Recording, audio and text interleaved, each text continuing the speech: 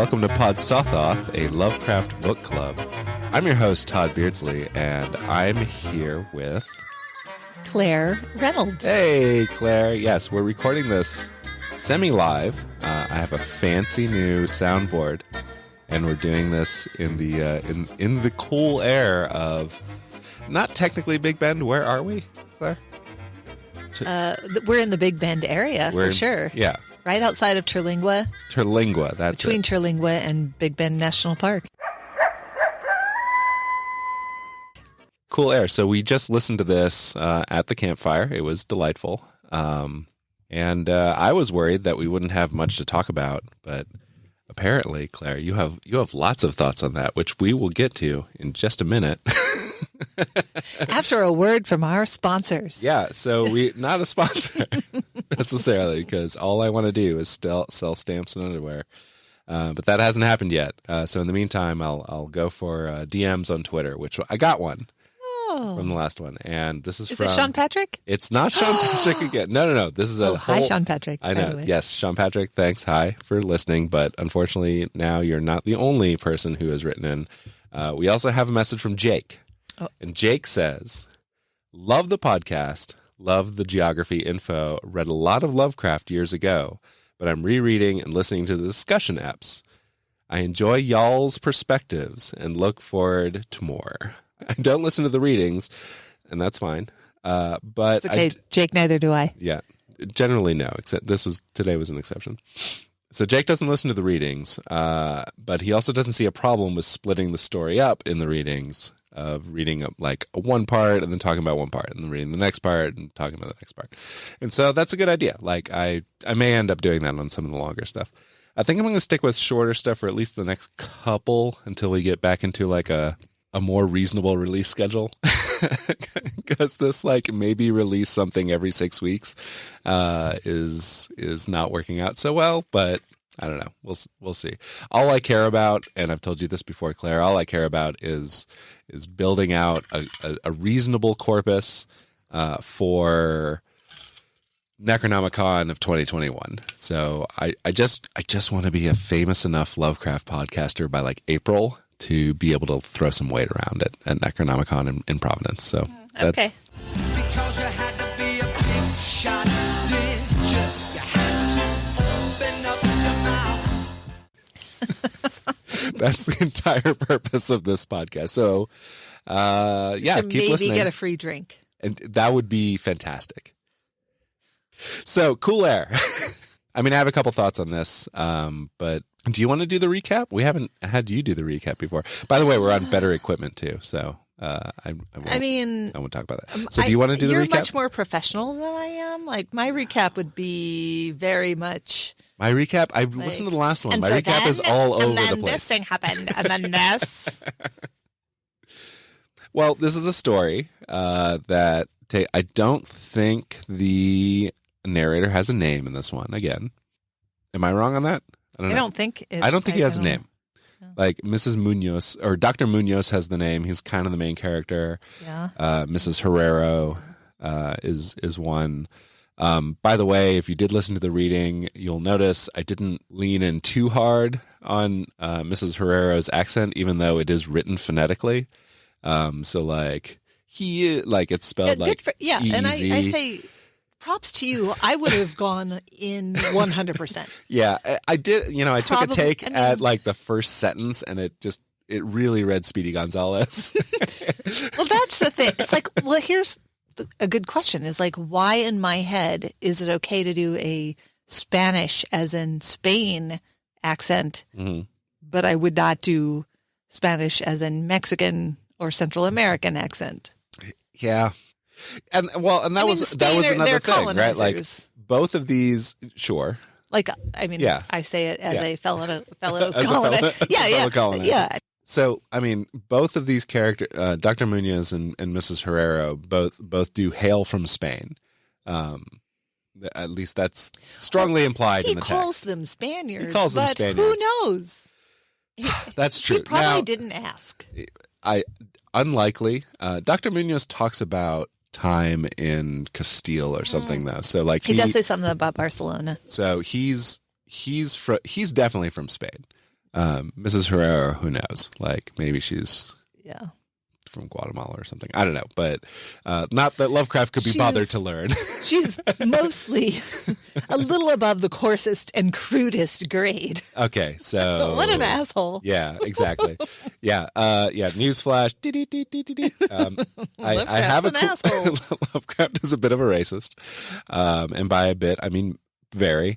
There are a few words spent describing like the relative breeding between like. Here's the thing. I feel like Mrs. Herrero serves as a foil to Dr. Muñez. It's like, oh, we have a low Spaniard and a high Spaniard, and those are the differences here. And to be fair, I don't need to be fair. He's definitely racist, but it's also classist. Like when you listen to his other things, I mean, he describes, say somebody's American, he's described poorer people as being lower class, Sure. He's racist and classist is what I'm saying. Right. It's a twofer. Yeah. So, okay. So anyway, I think I immediately abandoned the story to talk about racism in Spaniards and possibly not Spaniards. So I'm going to jump in. Okay. I'm going to jump in and say the reason why I had something to talk about from the very first line. Mm-hmm. You ask me to explain why I am afraid of a draft of cool air, why I shiver more than others upon entering a cold room and seem nauseated and repelled when the chill of evening creeps. Nobody has in the history of the world has ever asked anyone why they are afraid of a draft of cool air. Like, he very much makes me think of like a freshman in college who's like meeting, like this is who it's trying this thing on to be different. Of like, oh God, ooh, it's cold in here. Oh, I'm terrified. I can't go in this room. It's like, no. All right, Howard. I agree. Are you wanting me to ask you what's going on? Oh, when anyone asks me. I can't even tell you. Constantly asking me why. Okay, why don't you tell us then? Why don't you? All right, so the narrator is looking for attention here, and we don't even know who he's talking to. So this is clearly one of those like stories in a bar, very similar to Pickman's model, right? Yeah. Where he's just telling the story. I don't get the feeling that he's probably talking to unasked. The cops. Not to the cops, but definitely like he came in and bought, around for the guy next to him, and then feels now this guy feels obligated to listen to me talk. What's up with the cool? What? Yeah. What's up with your problem with the cold, with air conditioning? It's just a draft of cool air, though. Right. It's not cold. Yeah. And then he just like totally loses his shit. Ooh, I'm so scared. So anyway, that was the first thing I thought of. So he opens with this of like, oh, I'm so scared of cool air, and you're not going to ever believe why. Here, let me tell you. This one crazy trick. So he recounts his time living in New York in I think it's East 14th Street. Wrong again. West 14th Street. Oh, it's West 14th Street. Okay, well, that blows away one of my theories. Yes, it disgusted him much less than the others he had sampled. Yeah.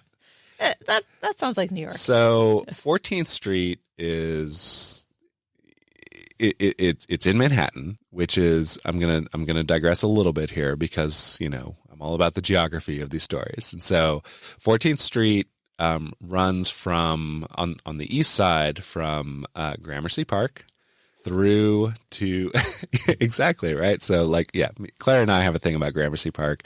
I think it'd be the name of a great rom-com movie about people who meet in Gramercy Park. I don't know why. It came to me in a dream one day. Intro music is obviously to the trailer is Salisbury Hill. Yeah, Salisbury Hill. Dun, dun, dun, dun, dun. Gramercy Park. Anything could happen. But anyway, so 14th Street borders Gramercy Park, but it runs, clear across the island there, and then dumps out.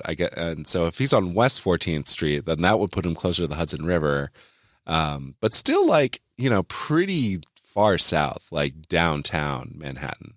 Very unlike where Lovecraft lived. Lovecraft did live in New York. He lived in Brooklyn though, and he lived there for 2 years.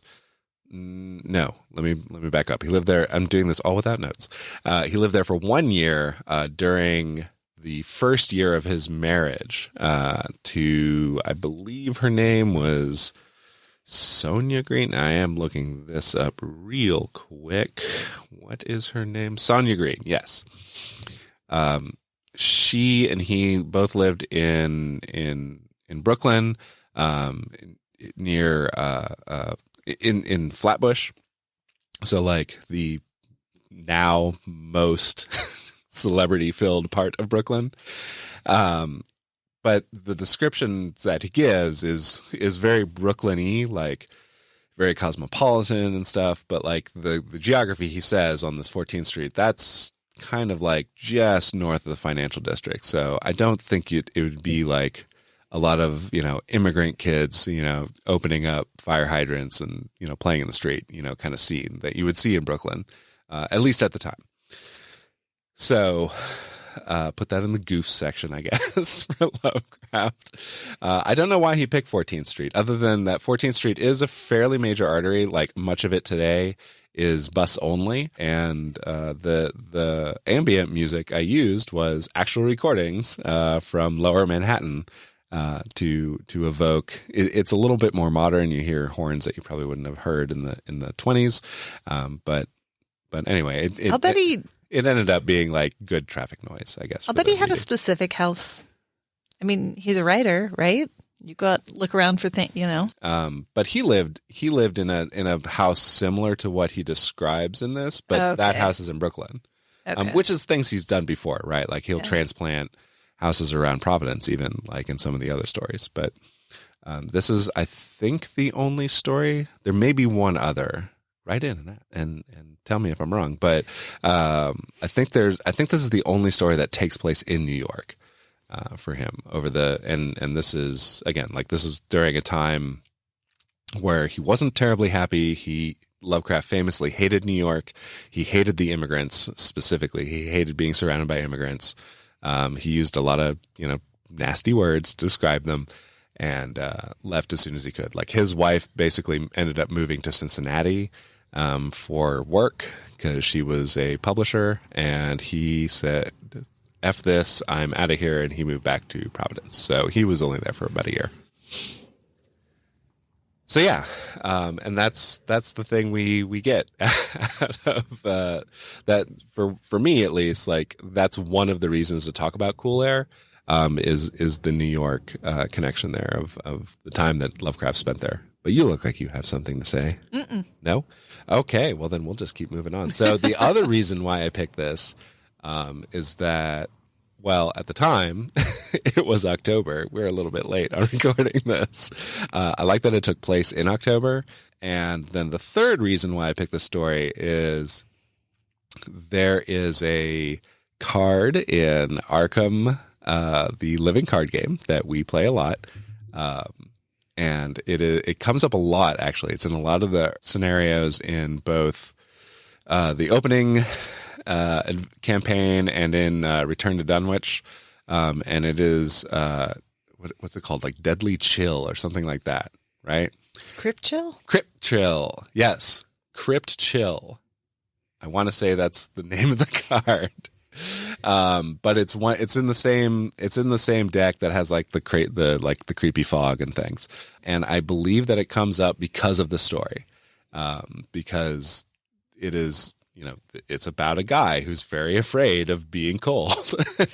and then when things like start not working out for him, it's like a lot of like mad dash to, amateur mechanical engineering and trying to find a piston at the right time. And like, it felt very like role play gamey to me. It's like you're up against a clock of this increasing temperature and you have to fix the problem. Also like kind of real life too. Like if you work as an engineer, like this is a very familiar problem of, things are falling apart and you need a part that you have to go cross town to get and come back. So that to me, like that's the scariest part of this story is the breakdown of the mechanism that keeps the room cold. Mm-hmm. That resonates for me. And I feel like I'm always making fun of Lovecraft. You're allowed to make fun of Okay. Lovecraft. I very much enjoy this stuff. So Nominally, I would like this to be a comedy podcast. okay, so 100%. And I heard you giggling at the same time. I was giggling when we listened to this tonight. It was like, I'm not alone in thinking that he's sitting there with a thesaurus in front of him and it's like, no, yes, okay. I mean, constant thesaurusing. He does that. To the point of egregiousness. Well, it's not easy to read. I'll was tell you that. How people but did people write that way back then? I mean, they kind of did. They wrote very, I don't want to say pretentiously because that's how it comes off in my interpretation through my modern eyes. Lovecraft uses a lot of purple prose, and I think it's kind of a hallmark of his style, but like he is an exemplar of the things that were getting published in Weird Tales and, the fantasy magazines at the time. So like, I don't think he was particularly unusual for his time, but like his stuff is the stuff that survives. And so it feels weird because he's the only example that like most people, anybody who is familiar with the genre. I'm becoming like super more interested. I mean, so then when and here does Hemingway come along and like, and tighten everything up. Just fucking change. Like, nope. You guys look like assholes now. Yeah, that's interesting to me. Because, I mean, there's a ton of superfluous. I mean, I think if you read like adjective, I mean Dickens or Victor Hugo or stuff like that, like you'll find like it's more condensed because these are short stories rather than their stuff, but. Like with Dickens especially, like you'll find needless adjectives constantly. Recap of the story, since we've so far avoided doing that. Nothing has happened. Yeah. Well, because nothing does happen. Okay. You want me to recap the story? I do. Okay. I'll recap the story. Okay. So you do the short version. I'll do a little bit longer and then all right. We'll wrap this up.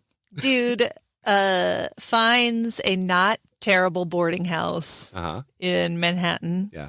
It's filled with Spaniards, though. It's filled with Spaniards. That's all right. It's fucking paella out the wazoo. There's probably a taco truck right outside, which sounds awesome. I know. Yeah. On every corner. Paella stand on every corner.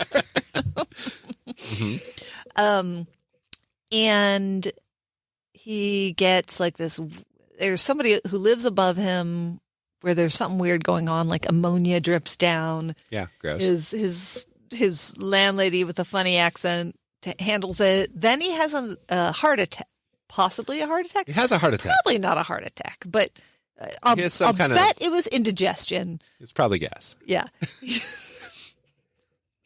From some undercooked paella. Mm-hmm. No, and he, for whatever reason, decides to run upstairs because this guy who lives above him, he is heard. He's heard as a doctor. As a doctor, he's never actually met him before. Right. Closest doctor you can find, which to me telegraphs heart attack. Like, oh, I am in I guess so. a major problem right now. I shouldn't. And it's not like telephones are super common. Yeah. So he runs upstairs, door opens. It's this, high class looking Spaniard doctor guy. He's dressed very nicely. Yes, dressed very nicely. He handles, gives him some medicine. It's very cold in his room. Also very nicely dressed. Yeah, it's not like freezing, right? But it's chilly. Oh yeah, like especially in at the end of beginning of October or so. Yeah, like it's pretty warm out. But the guy is has great bedside manner and is like explaining to him about what he's doing and talking about medicine and yada yada.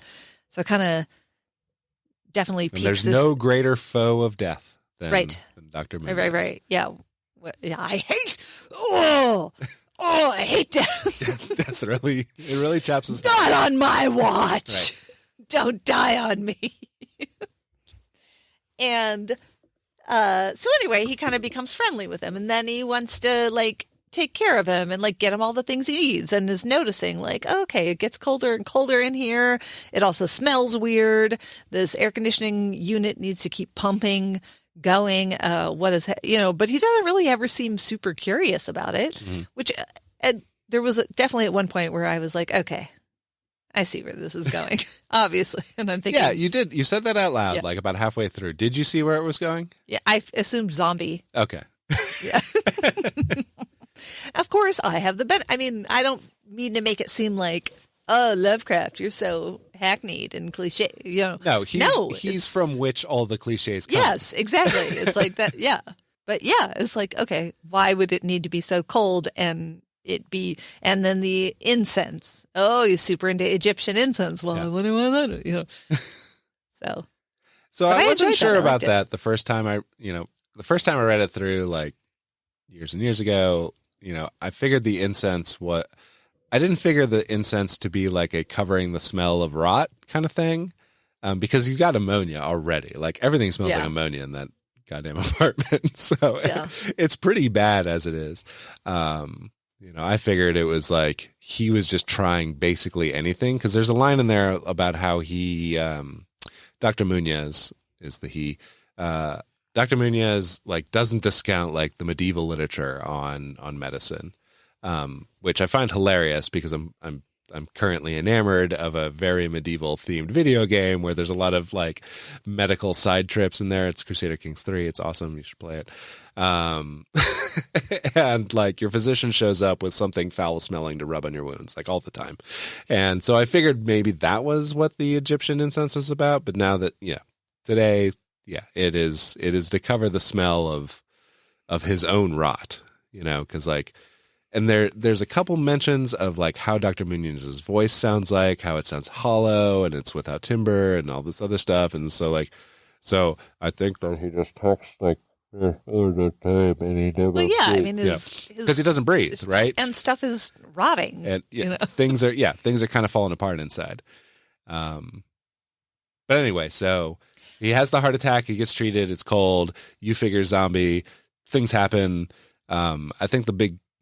So he's not necessarily a zombie. I mean, not zombie in the sense that like he's has no brain. But, I got to eat human brains. I mean, the whole thing, like, okay, this should be part 1.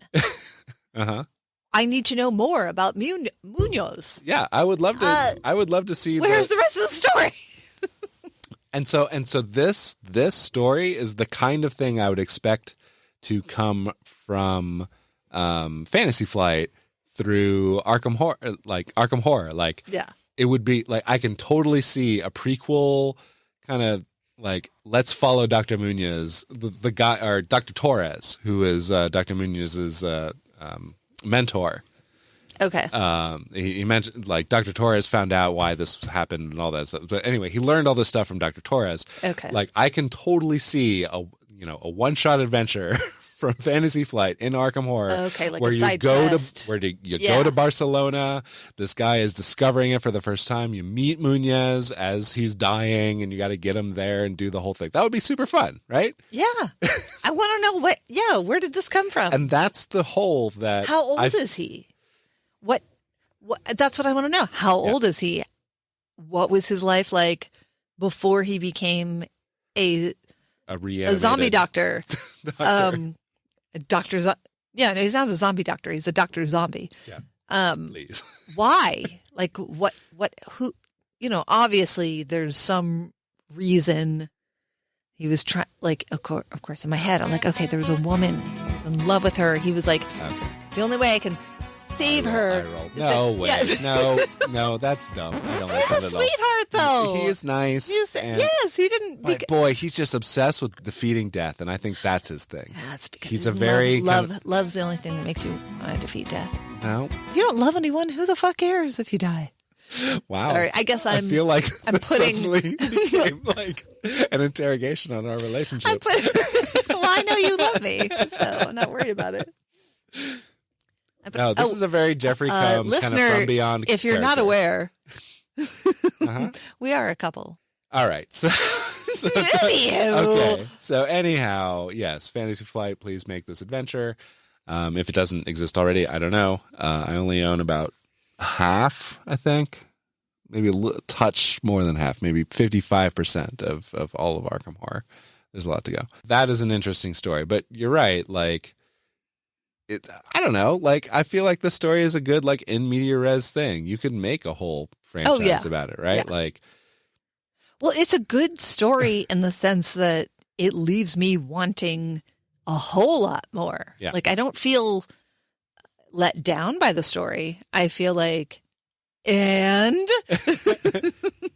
go on. I want to know more. I feel like in a sci-fi sense, it's interesting to me that it's kind of cryogenics, except it's cryogenics, but you still get to walk around. Right. You know? Yeah. So you're not a frosted flake, you know, you're not just a head in a jar waiting around for a cure. Mm-hmm. You get to be cured. Also, you have to be cold all the time. And if you ever hit 70 degrees, like you're in super bad shape. Well, another thing too is I feel like in his other stories, the subject, not the narrator, but the subject, you know, the people who have the creepy things going on with them, all are to blame somehow. You know what I mean? Like they are clearly flawed. I mean, I don't want to say they're evil, but they've brought it upon themselves somehow. I would say this. I think you're right. The subjects of Lovecraft stories are subjects. They're not protagonists. They're not heroes. Right. They're mean and creepy. Things are happening to them. They might have originally been friends with the narrator, but then they got creepy and weird. Yeah. But this guy is different. He was already this way, and he's been, as far as we can tell, nothing but pretty nice. I mean, he's helping him, and you know. I mean, he too is a little classist, or the narrator's projecting classism onto him because, like, when they first meet, he's like, "Oh, another gentleman of another learned man of letters that I can talk to because I haven't had that in a while." Of course, Lovecraft would say that somebody's. Oh, you know. He was so glad I was there. We did kind of drop the recap there. So he meets the guy. It turns out he's a zombie. Not really. He's been preserved through this cold technique. Yeah, he's dead. He's dead, and that's the thing. Like, that's the big reveal at the end, is that he's not only dead, but he has been dead for a long time. Don't know how long. For 18 years. Oh, he said 18 years. Yep, 18 years at the end. And we only know this because his air conditioner broke down and the protagonist couldn't fix it in time. Believe you me, as somebody who lives in Austin, Texas, I get it. Cool air. Yes, please. When our air conditioner starts to go out, I am like pounding that phone. Like, get over That's here. The panic. I got a dead husband I need to preserve. Obviously, we need a gasoline-powered ammonia circulation machine in every room. We need a piston. Whatever it is. He's like, I got to find a piston. And that's the thing. Like, this dude is burning gasoline in, like, a third-floor apartment. Yeah, I feel like ammonia wouldn't be the number one smell. Although, I mean, it's pretty strong. I guess, and who knows, like, how this mechanism actually is supposed to work. Yeah. But, no, I enjoy. But anyway, I like the mechanical parts of it. But yeah, like the mad dash as the climax for parts, basically. That was fun. Hilarious. That was fun. Yeah, they got a yakety sax all over. Yeah. I mean, even like he yakety saxes it with Esteban, which is Mrs. Herrera's son. It's like, listen, I have to buy. I know that he's like, either you got to get the piston or the ice. I will do either one. You could do either. And the Esteban's like, I am out, sir. I am no, senor. I do not know your no. I am not a part of this. Yep. So. Anyway. And good on you, Esteban. I get it. Yeah, Esteban ducks out immediately. Like, I gotta go. These Spaniards aren't going to sell themselves. No. Well, with that, I think we should wrap it up. Is there any other final words you have here, Claire? Because it's kind of cold out. No, I enjoyed it. I liked it. I liked it too. I like it fine. Like, I don't think it's particularly scary. I think this is more science fiction-y than horror. Yeah. Really, more than anything. Yeah. Incidentally, the guy's a corpse, but, you know, that's the horror part. But he was a corpse before we met him. So that's he's a little been a different. corpse for years and years and years. Yeah, he's an adult. His corpse is an adult. Yeah, exactly. His corpse can join the army. Can't vote yet. Wait, no, No. you can vote when you're 18. Yeah, You can vote. can't drink. Can't drink, can't rent a car. Right. Can fight for his country, though. And here's the thing too. The one thing, as we are sitting here in the post-election 2020 era, just, we have to think about politics all the time now, apparently. And like, I really do enjoy like the scenery of like a very vibrant immigrant-filled New York, because that's what makes, America great. And I have a problem, of course, with Lovecraft's, racism and anti-immigrant stuff and all that. But I think that his treatment of it is like the relief, right? Like you can see from his treatment that this was the way America worked. Like if you wanted to immigrate to America, you showed up and started building ammonia gasoline powered engines. That was it. Like that's all you had to do. And, Just in case. Yeah. There was a living corpse with money. Yeah, exactly. And so like I don't understand how we got away. I guess I kind of understand a little bit, but not for this podcast. How we got away from like this Ellis Island model of immigration. I think that is one of the greatest things about historical America that we just don't see today. So, well, Dr. Munoz, sorry. But of course, back then, you would need an H-1B visa now. Not saying it is ever okay, but there has always been xenophobia, and people are always blaming it on the immigrants. Which is a good point too. Like this is written, almost 100 years ago, and we're still talking about the same things today. So that's, I don't know. I guess on one hand, depressing, on the other hand, comforting that like none of this is new. There's nothing new under the sun, right? So that's just depressing. It's still just depressing. Okay, well maybe we'll cut that part out. But anyway, that's it. On the boats and on the planes, they're coming to America. All right, keep going. Never looking back again. Well, this has been Pod Sothoth, Lovecraft Book Club. Me and Claire talk about Lovecraft and things and stuff. And sometimes sing Neil Diamond songs. That was fun.